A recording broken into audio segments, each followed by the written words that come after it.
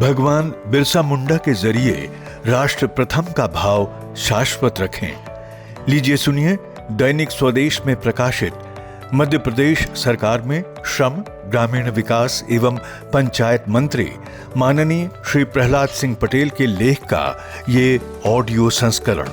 प्रस्तुतकर्ता भाजपा संगवारी।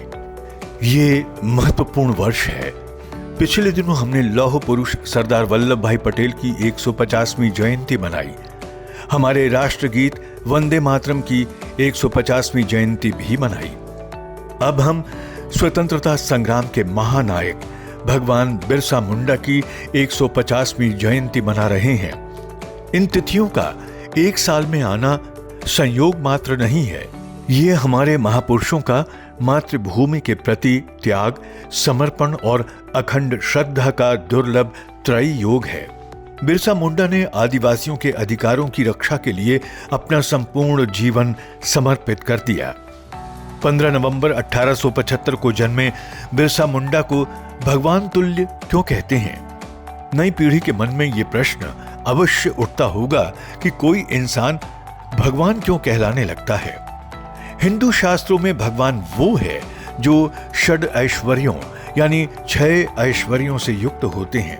ये हैं ऐश्वर्य यानी समृद्धि, बल, यश, श्री, ज्ञान और वैराग्य। निश्चय ही बिरसा मुंडा इन षड ऐश्वर्यों से समृद्ध रहे।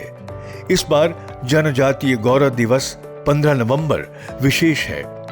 हम उनकी 150वीं जयंती मना रहे हैं। स्वतंत्रता संग्राम में जनजातीय समुदायों का अमूल्य योगदान सदैव स्मृतियों में जीवंत रहेगा। स्वतंत्रता का आशय केवल जल, जंगल, जमीन या मानसिक शारीरिक गुलामी से मुक्ति भर नहीं है। ये हमारी सांस्कृतिक, सामाजिक और ऐतिहासिक विरासत को जीवंत बनाए रखने का संकल्प भी है। जनजातीय नायक के पराक्रम, दूरदर्शिता और योगदान को गौरवपूर्ण सम्मान देने के उद्देश्य से संपूर्ण भारत जनजातीय गौरव वर्ष पखवाड़ा 1 से 15 नवंबर 2025 तक मना रहा है। भगवान बिरसा मुंडा औपनिवेशिक उत्पीड़न के विरुद्ध प्रतिरोध के एक स्थायी प्रतीक थे।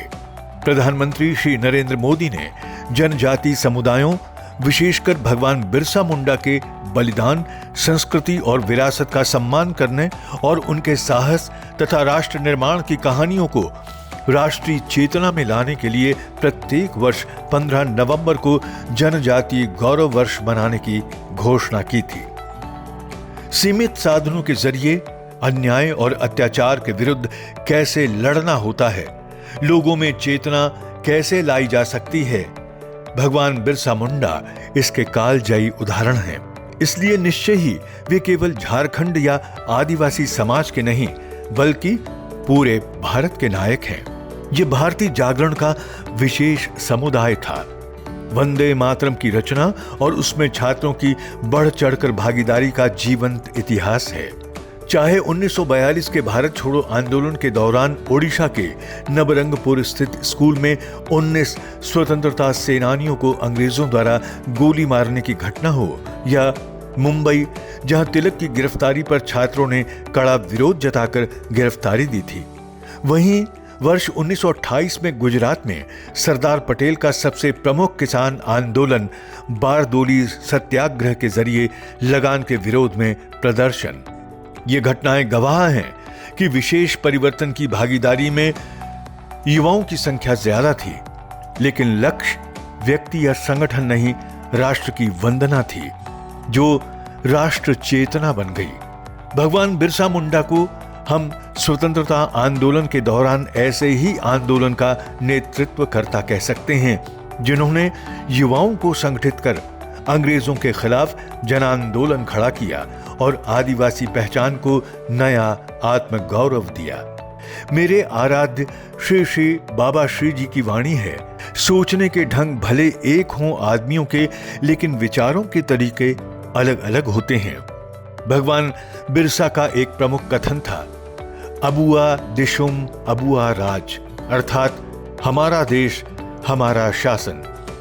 इस भाव में राजनीति परिवर्तन की मंशा नहीं, बल्कि देशभक्ति, एकता, साहस और दृढ़ संकल्प की सोच थी।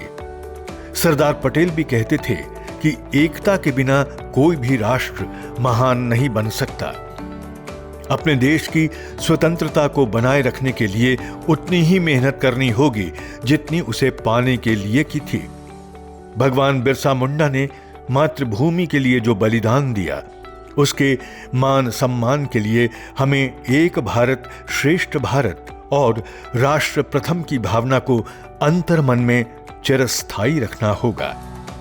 भगवान बिरसा मुंडा के जरिए राष्ट्र प्रथम का भाव शाश्वत रखें।